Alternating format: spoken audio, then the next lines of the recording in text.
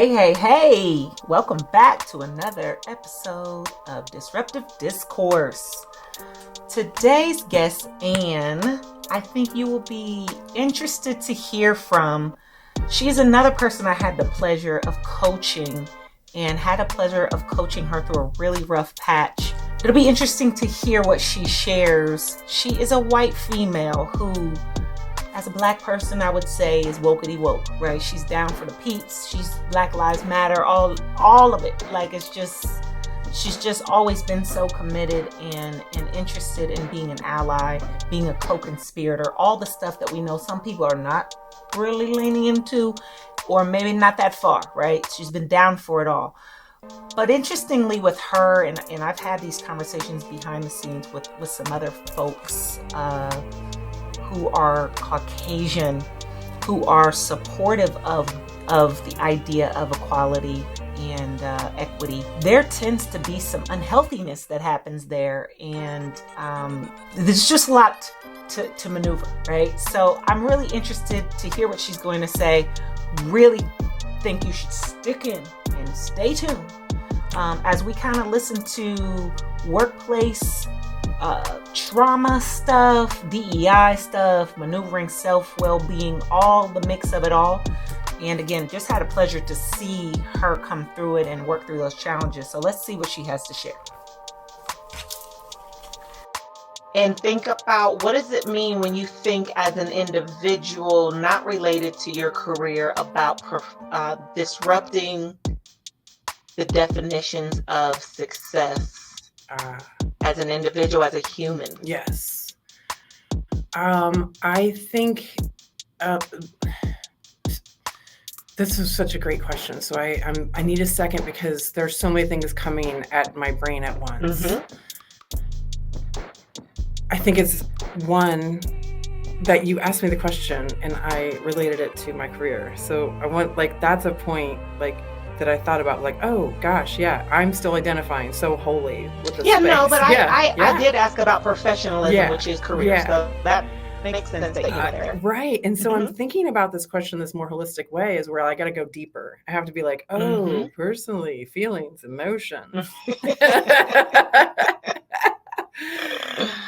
I think disrupting is acknowledging that I came here in a really holistic, spiritual way internally, to work on connecting to other folks. And disrupting means not doing and going in the normal route of, okay, well, we all do these types of things because this is how we have to respond to drama or harm or inequity, right? When I think about this means that I have to see myself as a whole human being, personal feelings, flaws, and look deeply and know that my issues of perfectionism, that I have to look internally instead of looking externally for validation and connection. And that also I can't follow the norms of, well, everybody does things this way in order to heal themselves. That I am a different person and I have a different experience, and humans have all different experiences, but my experience is unique to me. And I have to find the best way for me, not for the norm of how people heal or how people connect or how people have relationships. What works for me in the healthiest way? Yep. And just and speak to folks who are like, you should be doing this, or you should be doing that, or you shouldn't be doing this, you shouldn't be doing that, to heal or stay connected or be human. And that's very broad, but I think it's always I wanted to save everyone else. I wanted to help everyone else. I'm a helper. Yes. And so as a helper saver, which is not reality, is basically, I had to look deeper inside myself and be like, you need to help and save yourself. You gotta go inside. And so with all that jibba jabba is, you gotta do it here. If you do it here, then just automatically connect to other people. You automatically feel empathy. You automatically know. You work towards that and not worry about the norms.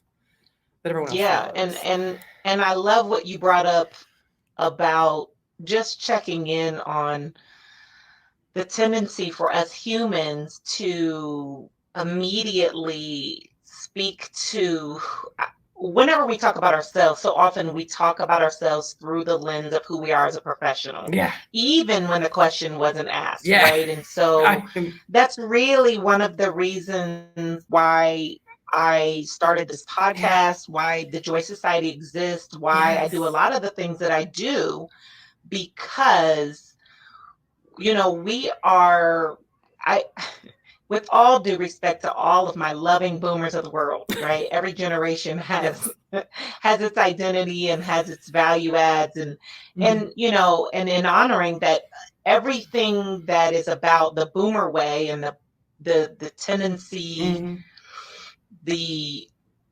definitions of what's right, the morals, the values, all of that, is what was right and what made sense for that generation and that time. But one of the things that I believe has been residue or has expired, I'll say, because I do believe there was a time when it made sense, and it's not now, but it was, right? That, business and personal is separate. And even in your personal world, we really don't do a lot of feelings type stuff there, because like it's just not a thing we do. Right. And so we are still living in a world where the what we value in this world and what's highlighted in this world really starts with career, with professional related concepts, with money, with all of that. And so to me, that's part of the movement that we are a part of and that we're starting and that we're furthering, is that we have to start to deconstruct this automated thought that when it comes to thinking about who I am, I start with, and sometimes start and end with, who I am as a professional, and I answer questions about myself through that lens. And so when I think about when I first met you, we met through a professional lens. The issue at hand was related to issues related to workplace. And I've had the pleasure of coaching you, and that was, you summed it up. I challenged you to go inward and say, let's talk about how, because you were really good at identifying and you were accurate, like all of the workplace issues that were true, right? That were toxic, that were problematic. But my question to you was, and what about you, the human, the individual, both contributes to this, if we're being honest? And what about you and your journey, perhaps pieces of your journey you haven't addressed yet, is causing you to show up and listen and hear and see a certain way? And while there may be some problematic behaviors going on, some of it is the way you listen and the way you see. And show so up. that part. Go ahead. I know you got stuff to say. That's so beautiful. So I think especially in a helping field, there's lots of fields, but especially in the, and I quote, helping field, because that could be lots of things. What you did was, like, we are all out, we're saving people, we're doing this good work, we're we have an alignment with the mission, and we've been doing this mission that we forget. Like, I always thought, oh, it's those other really crusty people who've been there too long. And what you showed me was like, you are probably the crusty person. You're the crusty person that might be there too long. And I was like, oh, son of, right. So it was like, this can be true. You can work in a space that's not healthy at all. And because I haven't set healthy boundaries, because I'm saving the world rather than looking inward. And what you did, the gut punch was like, oh, I've got to look at me. This is not everybody else's fault. Because legitimately, I could use that, but like what you asked me to do, and this is coaching too, which has really turned into, I have a much deeper. So what I think the duality of what you did, one was a gut punch of shaking loose like reality that I thought I was in. And I was not in Mm-hmm. reality. I was really in a mental health crisis. Mm. So we can say, hey, it was a toxic workspace, but I was actually in a deep mental health crisis that I had And never. I would say not but and. There were But two and things. there were two Two things. valid things Yes, going on. two valid Yes. things. Mm-hmm. But I'd never been in a mental health crisis before. I had no idea. Like, I had been an avoidance person. I had been we'll just skim the top level of stuff and we'll skid through, right? Like, I was just surviving. But that was my mechanism. What you helped me discover was, you're actually just surviving. You're not thriving, right? And introducing me to that concept. And oh boy, you've got a lot to look at before you can move into the next space, or even think about like what like, I recognize you're going to need it. You might even need some other outside help too. And that actually, that day that you said, as a clinician, I'm a coach, and I'm a dang good coach. I don't know if I don't cuss here. I'm a really good coach. For it. I'm a damn good coach. But the clinician in me is going to say, you need to reach out for help now. Mm-hmm. And I did. And that hour later, my whole life changed. And what you helped me work on was stop being part of the toxicity. Whom have you harmed that you don't think, because you're in this saving, helping job, that you don't even realize that you're a part of the machine? What is your role in the but and, right? Or the duality. And if you don't step into that space and start looking and healing and talking and feeling, you're going to find the next space is going to be just like that. And then everybody else is toxic in the next space. Oh, yeah. Like I had to slow down. And I was able to take 3 months of mental, like really take care of myself. And I was in the fetal position for that first month. I quit my job. I tried to. What we worked on was, okay, in January, I'm going to quit my job. And I just couldn't get to the space yet. It was almost like leaving an abusive relationship, but that I was part of the abuse. So again, I want to be really clear about abusive relationships, somebody abusing someone else. This was an abusive relationship with me and my identity and the job. I'm not worthy internally of a space that gives me, that's supportive, that I can make a living, that I can go home at 5, that I am not ultimately not killing me. You said this job is killing you. And I wasn't able to leave literally. I wasn't able to leave the first time.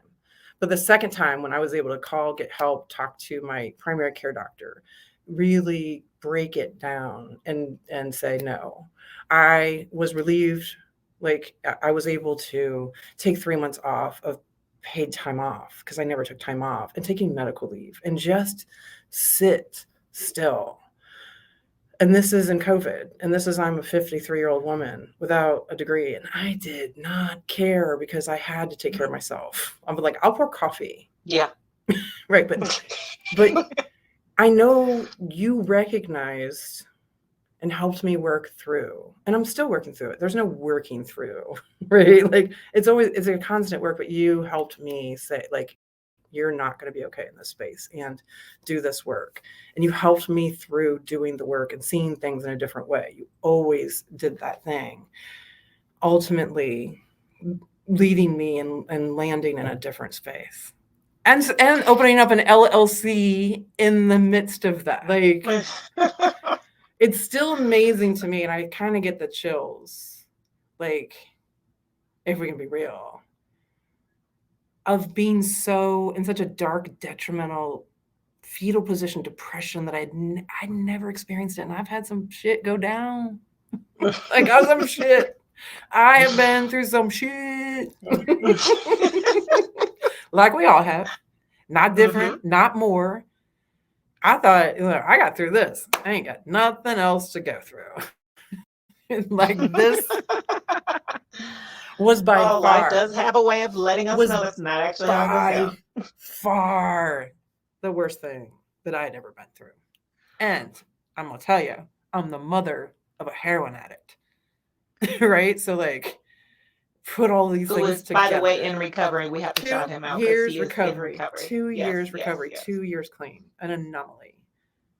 I don't want to weigh those two things. Like, oh, this was worse, but like, Yeah, it and we felt like don't those need were, to. They you know, both like, are for reals. right. Yes. But that was to disconnect from my job, which was my identity, and take care of myself.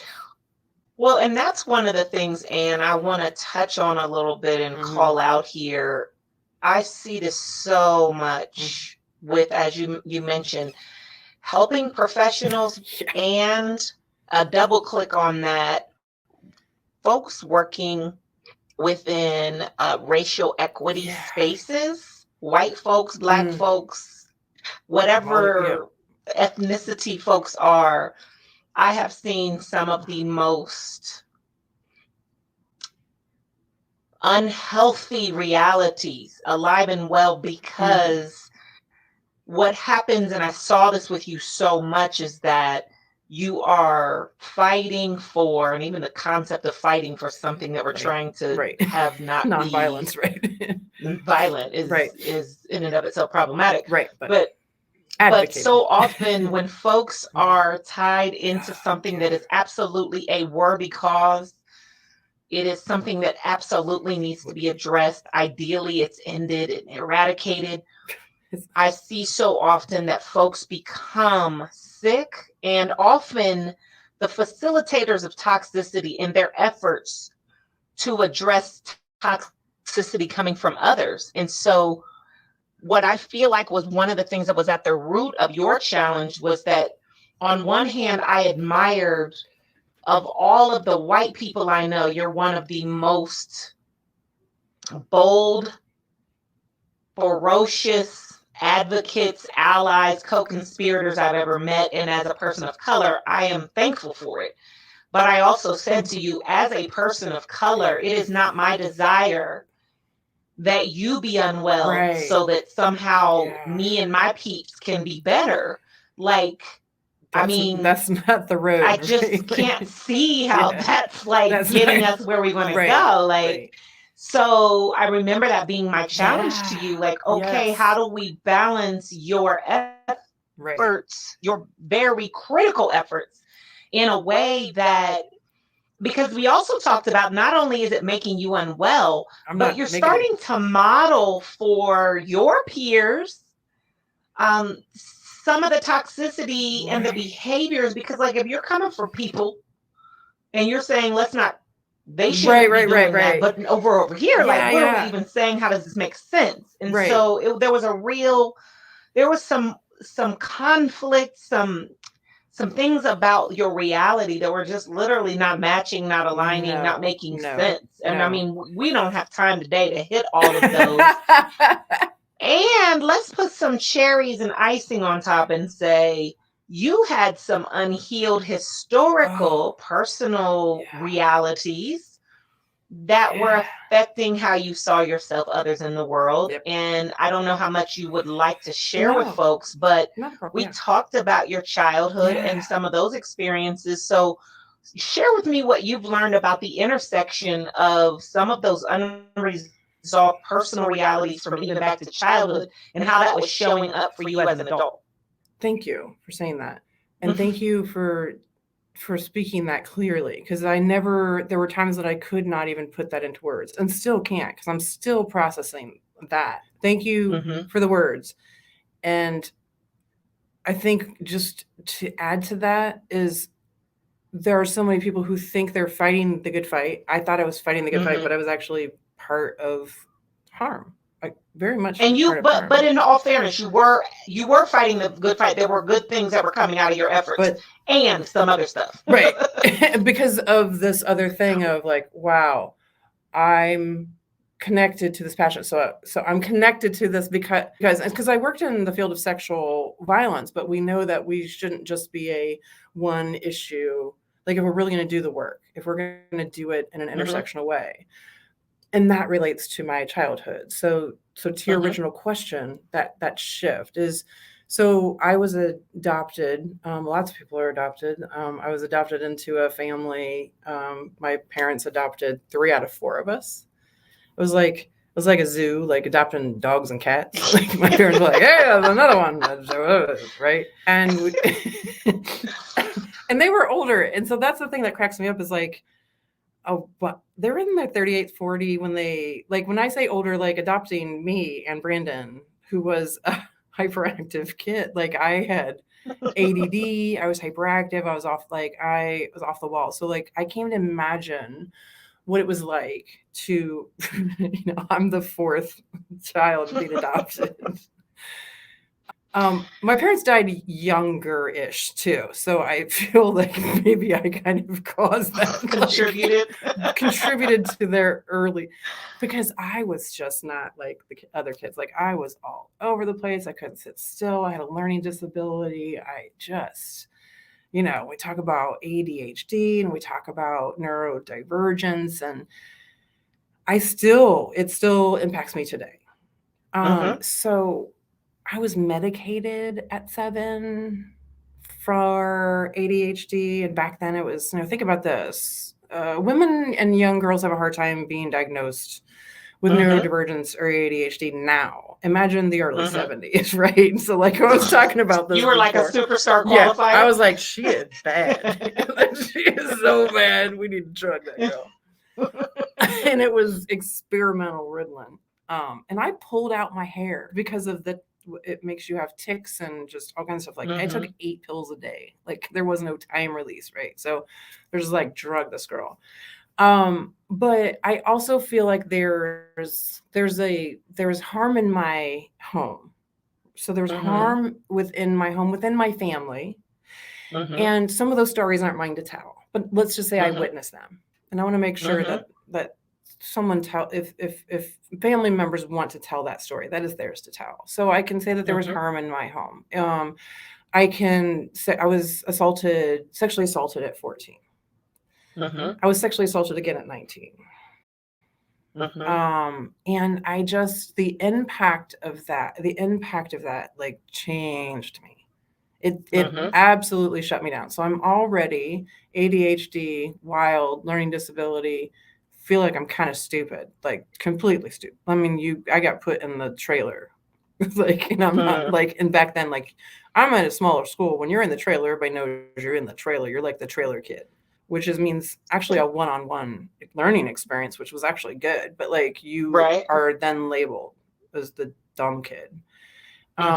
Nowadays there's many more accommodations, but back then there weren't a whole lot of accommodations. But, it wasn't as if I couldn't learn. It's just the neurology of my brain, the neurodivergence, like there's certain things that the majority of things just didn't stick. And some things really do stick. But that trauma, I think the adoption, I think the separation between a child I think there's some energy there. I think there's some abandonment in that space. I don't know blame or shame, but like, I feel like innately there's an energy of abandonment, right?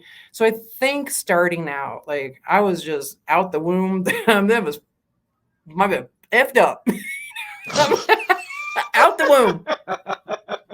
I don't think, from what I hear, birth, I don't think it's a great experience for anybody, mom or kid. But I feel like there's some energy. I really do believe in the energy in that space. There are more harms, but like those central foundational harms shifted me. I really did think that since I got into the field of sexual violence, which was the long story of how I got there is, I could go into that. It just really depends. But just that impact, that working in sexual violence means that I've cleaned that all up. And I hadn't.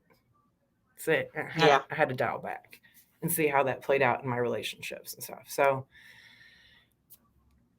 I mean, I thank you for sharing. I appreciate you being transparent. And I just want to say to the viewers, we're all on our own journeys. Ann and I obviously have an ongoing relationship. So we both have amazing senses of humor. We've both been through a lot, and we both have shared this journey enough to laugh about it. And I hope that folks don't think that we're not taking these realities serious. But I do think it's a gift when you can get to a point where you can laugh at yourself It doesn't dishonor the reality Yeah. of yourself or others. But, I appreciate being able to laugh about how that you can laugh about how you've About seen killing my yourself over the parents. years. Yeah. Well, my parents are early death. I'm sure they would say you mostly added joy to their lives. But, I think that was one of the things that came up, even Yeah. processing the abandonment of what any child would feel like, regardless of the reason that their parent wasn't around in the early years or ever. And so, that was one of the things I got the pleasure of working with you on, was how are the historical experiences affecting how you're showing up to things? Because there were times when either A, you were seeing or interpreting things that really, I'm not sure there's a lot there, but because of the unresolved, you're seeing it, which we honor, but we also address to say, let me make sure I'm being accurate in my assessment. Right. There were also times where there was stuff going on and you added some stuff on top that maybe made it more than it was. And then there was just times where there was stuff, and there was toxicity, there was behaviors from folks in the workplace that were absolutely out of line, and it was nothing about your past. It was just, this is foul and this is horrible and yeah. So I appreciate you just sharing a little bit, because we could be here for hours on that. But I think it's important, as folks think about who they are and where they're going. And again, the focus of this show and anything I'm involved in is, I'm a proponent of anyone who is prioritizing personal and professional development. So obviously, you were crazy enough to select me to guide you through that journey. And I got to tell you, I saw your true success evaluation scores today, and I was like, a proud mama. So let's talk about that. First of all, I'm going to ask you, when you completed your assessment and you saw your scores, what did you think? So I was rolling through there and I was like, dang. And I really felt like, how it's self-assessment. So, right. So there's this, digging deeper. I was like, yeah. This feels, oh shit, I'm not drinking enough water. I'm not drinking any water. No water in my system at all. I'm not exercising. I don't even see my family questions. Oh, God. So there was this like, oh yeah, good. Or not good or bad. Cause like judgment is not good, but like, hey, I'm feeling this. I'm rolling with this. If I had to complete that feeling a year good about ago, your progress. Yeah. If I had to complete that a year ago, it'd be more like this, realm, 3, 2, 3. But like what struck me was like, oh, romantic relationships. What? Oh, drinking water. Is that part of success? Is that? What's that got to do with anything? And it does, right? But I know it sounds of all of those things: spiritual, financial, personal, family, career. The water thing messed me up. I know that sounds very little, but like I was like, well, and I think that's one of the things we all have to work on. We always want to focus on the thing that isn't right, because you're talking about what you didn't see popping, and I was just like, oh my God, I've been there for the journey. When I saw your top ratings, I was like, now that's what it looks like. No, it wasn't related to water, because that hasn't necessarily been a focus area. But Anne, to have career be one of your higher rated spheres, stay focused, my unmedicated ADHD good friend. For career to be that high on your ratings, knowing your journey, right? Knowing that you lived in absolute toxicity, that others facilitated and you facilitated for so long. Please tell me you paused for a moment to own and celebrate the fact that came out so high in your ratings. I did.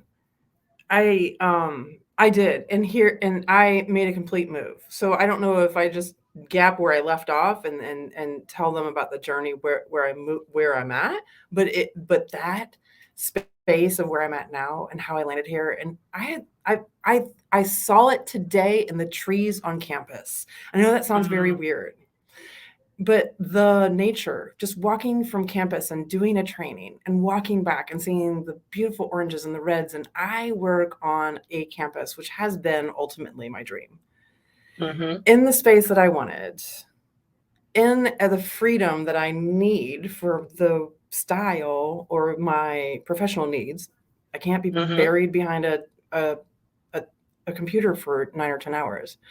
Right. It just reminded me today, the assessment and this nature, this I'm in a beautiful space.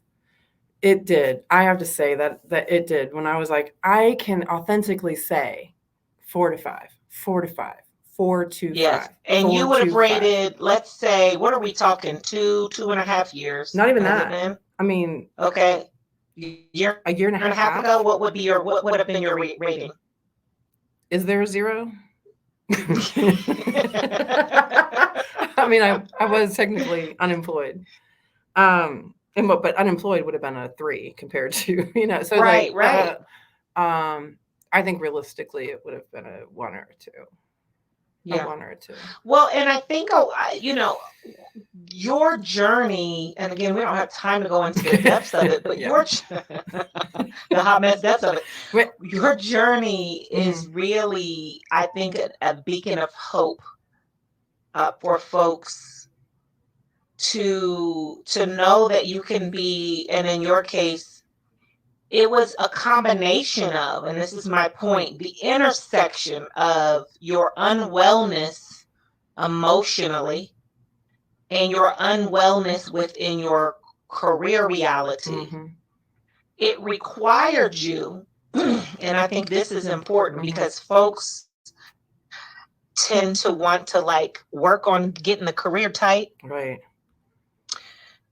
We'll make a move. We got to get out of this hellhole organization because they don't respect us. Right. And there's so much, which may all be true. Yes.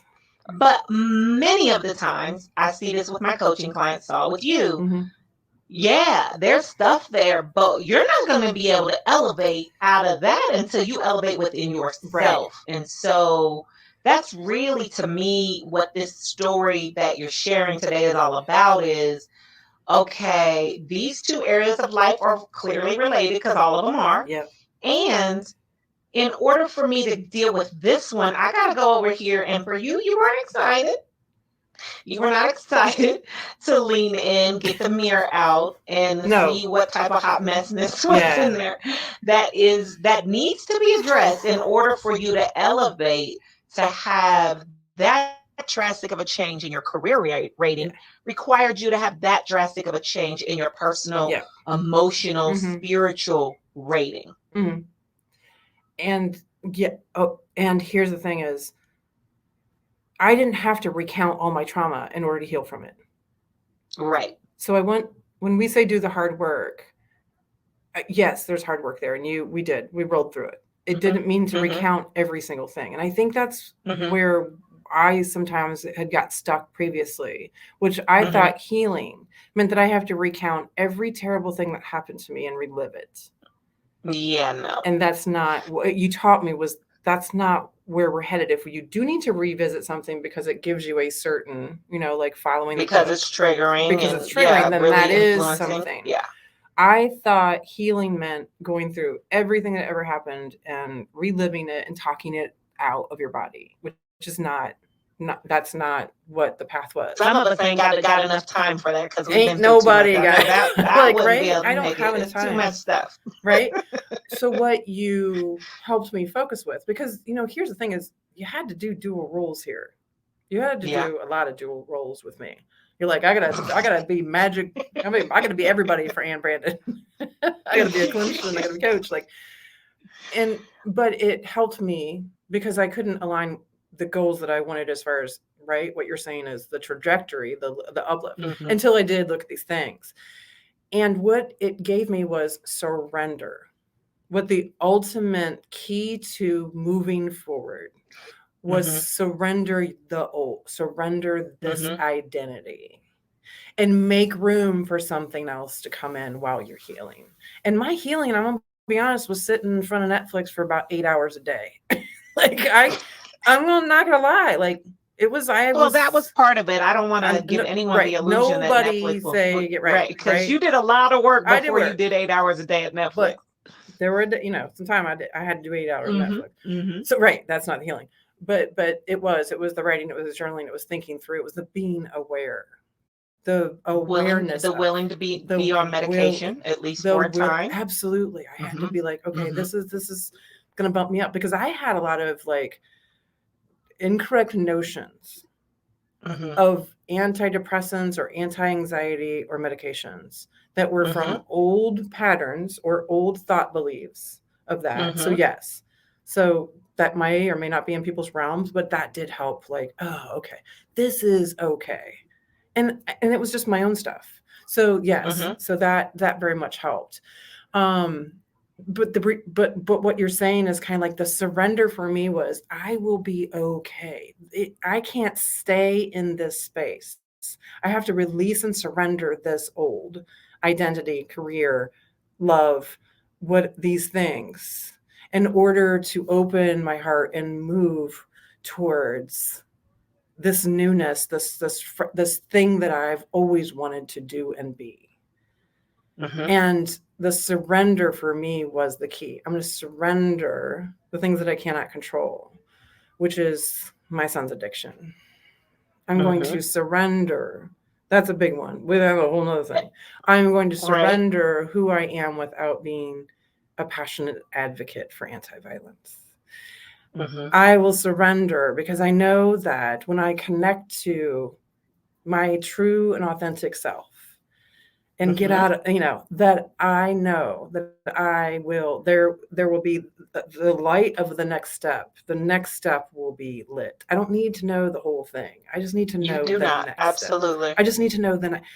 And my thought and belief and the things that you asked me was like, here's the saying, like, I created that saying. It was kind of long, but it was very much, like, I am not these thoughts. I am like, I am this, and I just need this next step lit. And the next step led to the next step that led to the next step. And all of a sudden I'm opening up an LLC and you're like, hey, what are you doing on the website? You got your website ready yet? You got your website ready yet? I developed a website along the way, but you kept pushing. Yeah. And remember, you sputtered, and I'm like, you're overthinking it, ma'am. Can we just do the next step? And you, because I have to have the you want to know what we're going to do in a 5-year plan. I'm like, can you just get the LLC filed, okay? I am on a 5-year plan.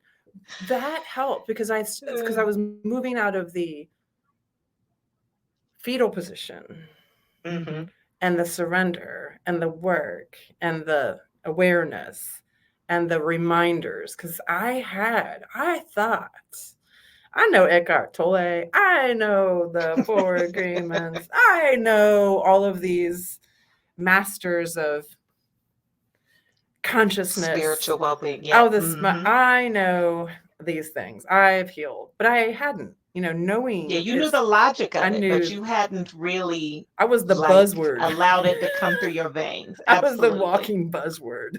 Of stuff. You were able to recount quite a bit. Yes. Now, and what I want to also point out, and I feel like I have to celebrate for you because you still are working on being able to own all of the awesomeness.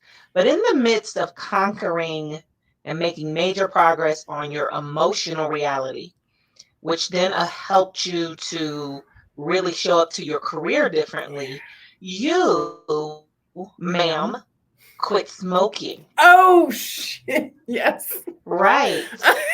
Why you over here talking about the water you don't drink? Your physical health is 1,000,000 times better than it was a few years ago. So how many days or years now are you? 10 days ago was 2 years. Yes. And you smoked for how long before? 35 years. Like 35 years. Yeah. Wowzers.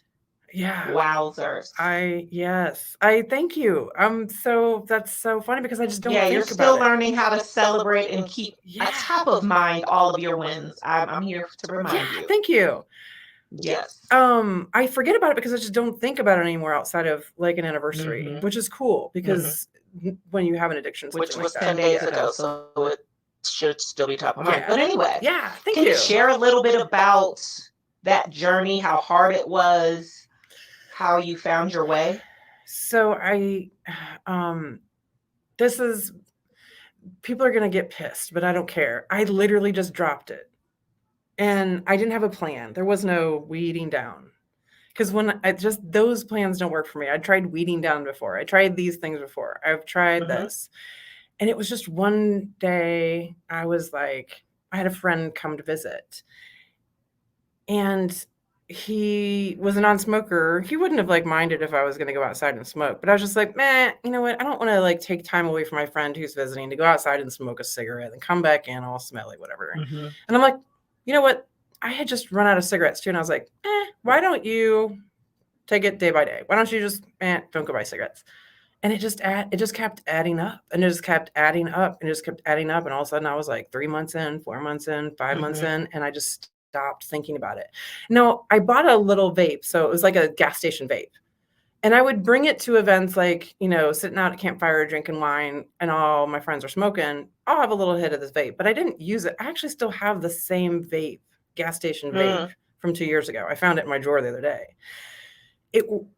And I'm not saying that this is easy. I don't want to, like, for me though, it was easy once I just surrendered it and said, I said some prayers around it too. So I'm gonna be honest with you, like, I was like, please help me take this addiction away. I think too, like at that point you had done so much work emotionally. So this is another point that, it's important for viewers to understand. So often folks are trying to eliminate a behavior without getting to some of the root stuff. So I don't think you just cold turkey quit, because I think really what was happening, whether you realize it or not, you were doing the work, because a lot of the anxiety and worry that you were dealing with that you ultimately began to address is what was behind you needing to smoke all the time.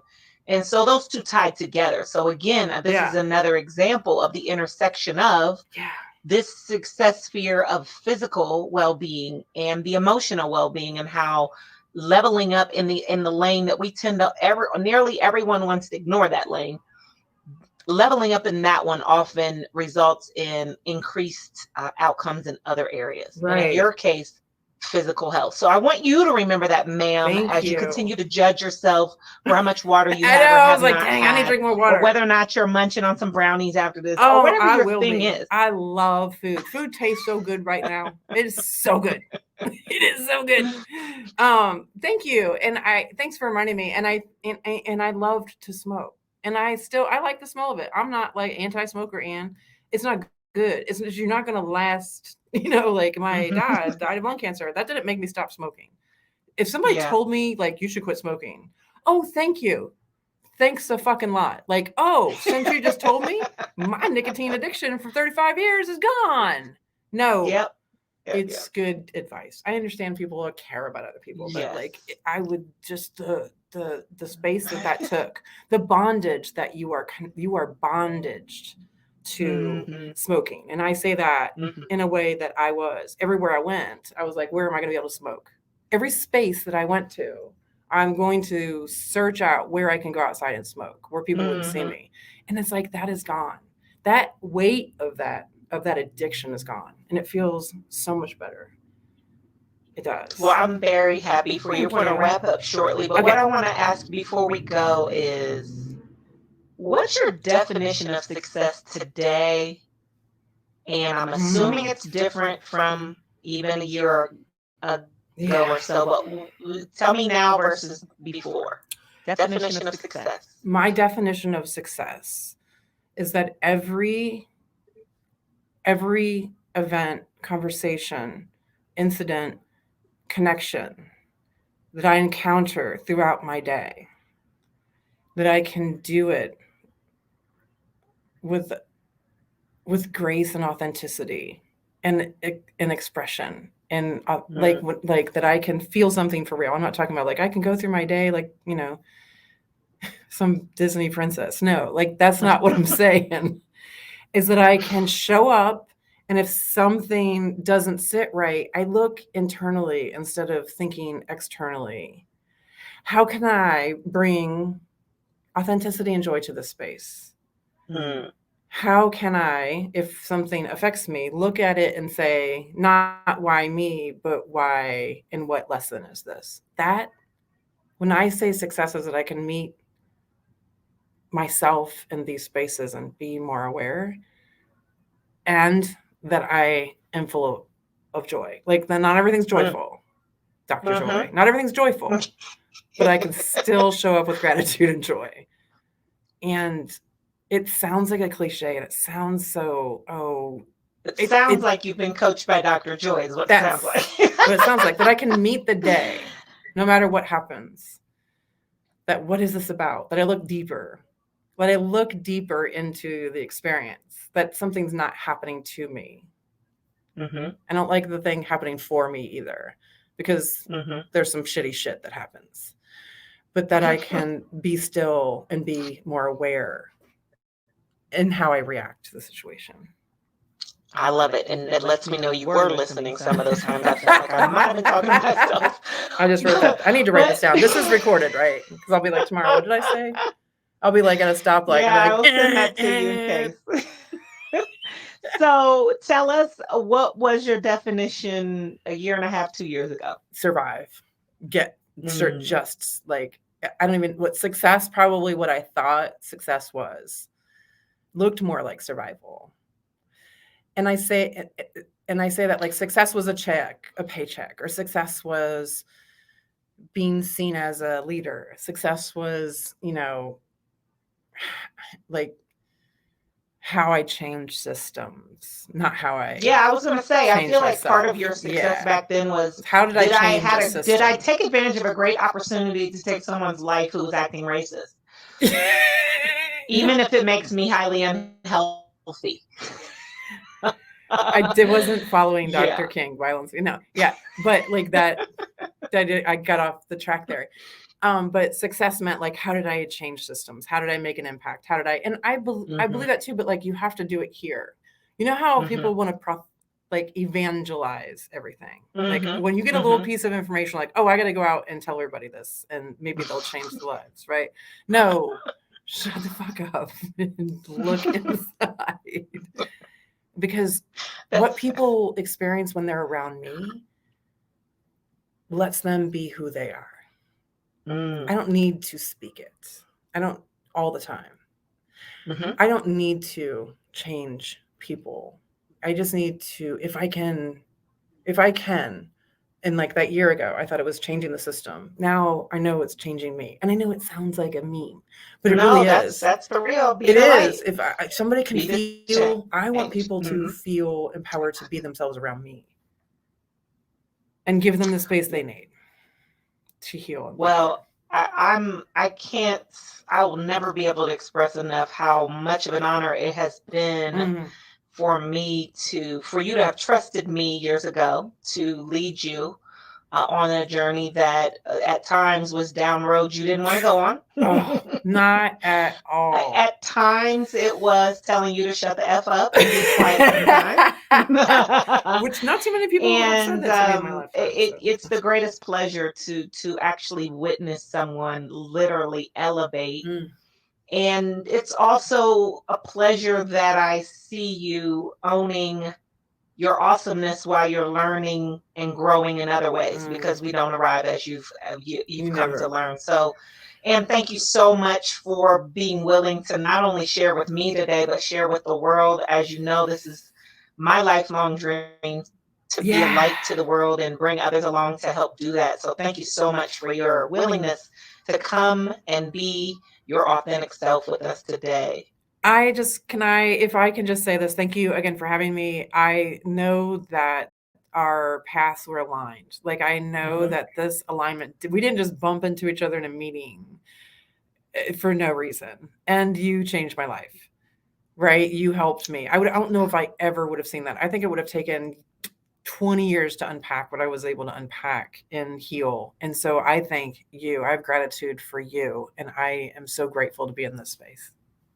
Well, thank you, Anne. I will be sticking around to cheer you on for all of the additional elevation. I got you. And again, thank you for just being you. You got it. Ooh, all right. Man, I'm just reminded of what a joy it is to be able to support people through heavy stuff and then see them not only in the near end of that supportive coaching relationship, but get to see them later on. And just to see that folks are remembering the things that they learned. So, I think this stuff that Ann shared is so critical. I think one of the big ahas with this, when we think about toxic workplaces, certainly, right, there's hot stuff going on in the workplace, and we're quick to point that out. But I really appreciated both in Ann sharing with you all in this interview and we really within our work. And I had to challenge her to say, hey, listen, yeah, there's some stuff there, but are you seeing how you are contributing and bringing some funk to this toxicity that you're dealing with? And, we talked about this idea of a domestic violence relationship with your workplace. And, again, when I say that, people kind of get a lot, ooh, because listen, domestic violence is serious, but it's also something that's assumed to only be physical, right? And people don't think of it in a romantic relationship. But if you look at the cycle of violence and you can Google that, cycle of violence in a domestic violence relationship, it's this honeymoon and then tension phase and then explosion, then honeymoon, tension, explosion. And Anne really described that in this interview. And I saw it so much in coaching her where, things are going great in the workplace. You're doing great things. You're enjoying what you're doing. Everything's great. And then things kind of get a little, with either your boss or your coworkers or whatever. And then boom, the explosion happens. People are going off or whatever's going on. Right. And then it calms back down. Sometimes it's that you're offered a raise or you're just given all of this public love and appreciation. So now you feel better and then you just keep going in the cycle. So I just think, there's a lot of folks that are stuck, although I know it's a struggle for corporations these days with the Great Resignation, but honey, we can't keep just sticking around, right? If you are working somewhere and it's a hot mess in there, please think about making some moves. But before you do, and again, I think this is why this interview is so critical, ask yourself, are you a contributor? Because as we discussed with Ann, she was poised. We work, man, I'm working. We got the plan, right? And she had the notice ready, right? Next session, she didn't put it in, right? And so working through, how does everybody say, oh, I don't like drama. I like things to be simple. I don't want to be in the middle of no mess. But if that were the case, we wouldn't have all these shows that just completely capitalize on and focus on drama. That's because a lot of folks like drama. I'm not judging. It's cool. All I'm saying is you got to be willing, if you're in that space where you want to grow professionally and or personally, you got to be willing to ask yourself the tough question. And that was one of the things we worked through in our time together coaching Ann was, what is it about this mess that keeps bringing you back? Because you say you hating it, but honey girl, you could have been left, right? And so a lot of times, whether it's a workplace or even with our boo, or a family member, we're stuck. We're still there, swearing to God, quick to list all their stuff, all that's wrong with them. But you got to ask yourself, but why are you still there? Okay, so it could be true. All that you're saying could be true about them. But the question is, why are you still there? And again, for a lot of us, there's something in us that really enjoys that back and forth that happens, right? And so that's something you got to break through if you want to level up. So if you're one of those people who have been in a dating relationship, a work relationship, or family relationship, friendship, and if I met you tomorrow, you could tell me 2 hours worth of content of the other person and how they're this and they're that, bull, right? But you're still there. And you're at that point where you're really wanting better, right? I'm going to ask you to just sit down, be quiet with yourself. Ask yourself, why? Why are you still here? And what would you have to give up? Because you got to give up something, right? To disrupt that and do something different. So I hope you guys enjoyed this interview as all of the others. Anne, by the way, is a member of Joy Society. So if you're all about that community life, one of the things that Anne has shared is that even when she's really busy, the things that she enjoys about our community is that she can just scroll the content in there and it's not your everyday social media. There's absolutely no opinion stuff in there. There's no back and forth. There's no news. There's no none of that. It's just all good vibes, growing and all of that. So come hang out with us. Join us in Joy Society at joysociety.com if you'd like to commune, coach, be in that group space if that's your thing. Always subscribe to this content so you can be in the loop. All of our interviews are certainly have that same theme behind them, but everybody's unique and they all offer different gems and lessons we can learn from. And of course, connect with us on social media. Until then, we'll see you in the next episode.